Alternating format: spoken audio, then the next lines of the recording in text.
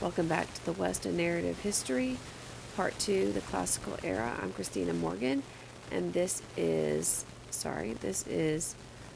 Chapter 3, Aegean Civilizations, and we are on Part 4, the rise of Sparta and Athens. In Part 1, we talked about the Minoan civilization. Part 2, we talked about Mycenaean civilization. In Part 3, we talked about the Aegean Dark Age, the Homeric era, and the rise of the Hellenic era.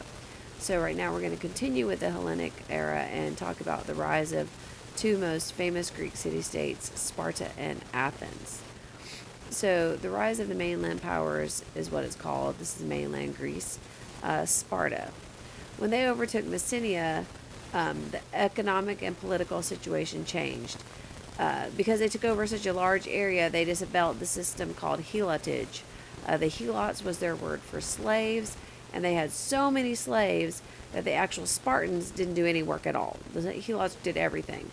So Spartans changed their actual culture and dedicated themselves to being a warlike society. So the helots or slaves were central to their culture, and the Spartans became very paranoid because if the slaves ever revolted, then the entire society would crumble.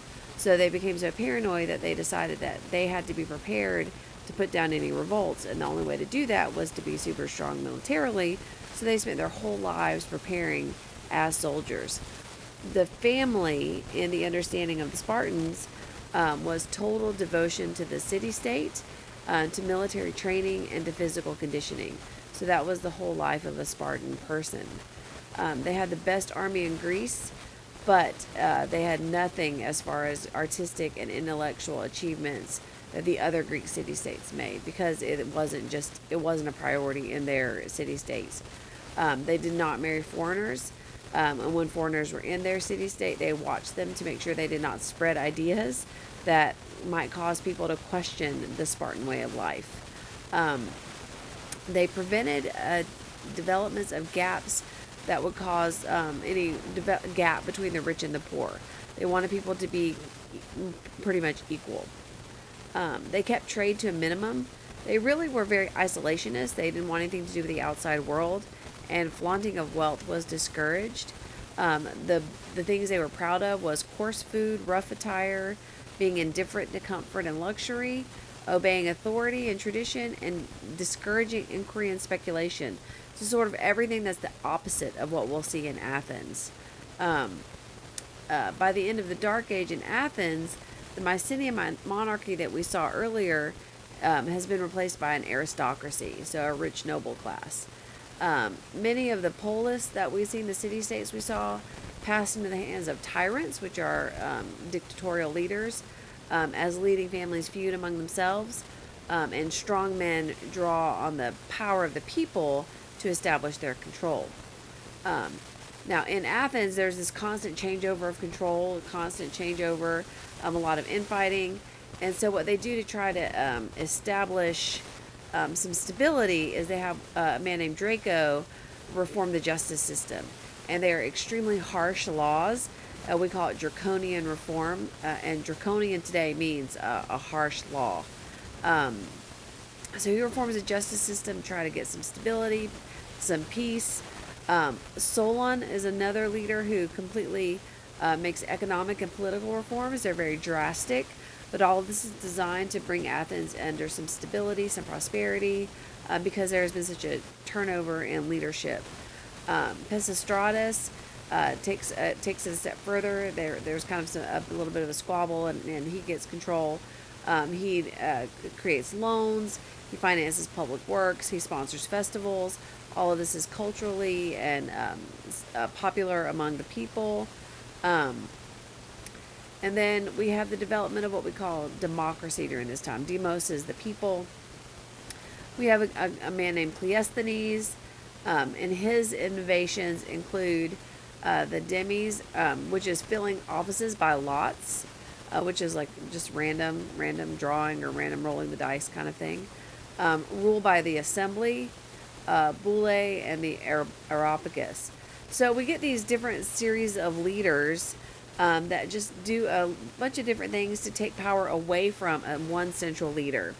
And they do it in a bunch of different ways, but the idea is that there is not going to be one person in charge. No one person is going to get a lot of authority. We're going to spread the power among the people. And they do it in a lot of different ways, but that's basically what they're doing. But this means that there isn't a lot of consistent leadership in Athens overall. And that makes it difficult to get things done, to have a good, stable government as far as long term planning. So there's a lot of just problems with the government running as efficiently as it could. So there are strategoi who are elected generals there of the troops, and they can be elected consecutively. A lot of these other positions, people could only hold one term, and they were short terms because they didn't want anyone to get to stay in power too long. But these generals, because troops like to have their generals to be experienced, they could be elected over and over. So these strategoi could be reelected, and this is how Athens got a lot of their stability, were through these generals that would serve for multiple years. One development that happened during this time was something called ostracism. And ostracism was another invention in the creation of preventing another tyrant. So anyone who was thought to be a threat to the city-state, there would be a vote taken, and if there was enough votes, enough total votes, then the person with the most votes would be ostracized, which is a period of exile or cast out from the city-state. And we get this term ostracism today. When you're ostracized, you're ignored or you cast out from your social group. So ostracism comes from this time. So this is an experiment in radical people power, or rule directly by the people. Would it succeed, or does it succeed even now? How much power can the people have? How much can they directly rule? The Greek city-states were small, so people could. We talked earlier about how people had a direct impact or contribution to their city-state, how they could see their influence and power and knew that they had an impact. In Athens and Sparta, how well did that work? So that's the end of part 4. Up next, we have the Persian Wars. We're going to see how war changes the city-state and their relationships with each other.